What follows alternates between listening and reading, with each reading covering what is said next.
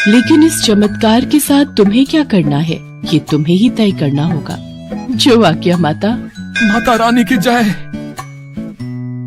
हेमा माँ दुर्गा में बहुत विश्वास रखती थी। उसके घर में धन धान्य की कोई कमी नहीं थी, पर उसकी सास स्वभाव की बहुत कंजूस थी।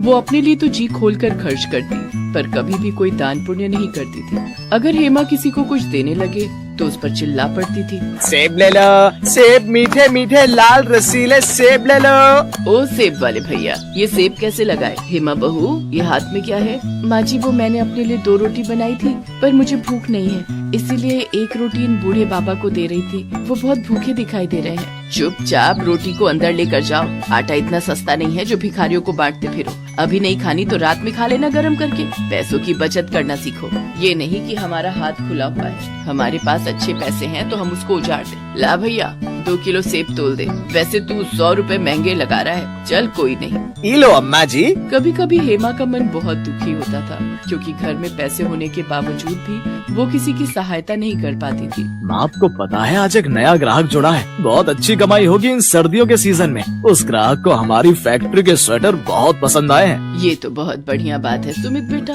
बस तू ऐसे ही खूब पैसे कमाता जा। घर में पैसे जुड़े होते हैं तो किसी बात की कोई परेशानी नहीं होती, बस काम अच्छा चलता रहना चाहिए। सुमित का काम अच्छा चल रहा था, कमाई भी बहुत अच्छी हो रही थी। एक दिन हेमा की सास आंगन में बैठी अपने पर्स में से नोट गिन रही थी, पर वो बार बार गिनती भूल जाती। एक साधु बाबा द्वार पर बहुत देर से खड़े भिक्षा मांग रहे थे। ये नोट गिनते गिनते तंग आ गई। ये नोट है या मुसीबत? गिनती ही ठीक नहीं हो रही, ज्यादा पैसा होना भी मुसीबत ही है। माई, बाबा को कुछ दे दो, बहुत भूख लगी है। अरे बाबा, मैं पहले ही इन रुपयों से परेशान हूँ, ऊपर से तुम परेशान कर रहे हो। जब तक ये नोट मेरे हाथ में है तुम्हें कुछ नहीं मिलेगा, जाओ यहाँ से। तुम पैसों से इतनी परेशान हो, एक भूखे को भोजन देने का भी समय नहीं है। माई, अगर तुम इन रुपयों से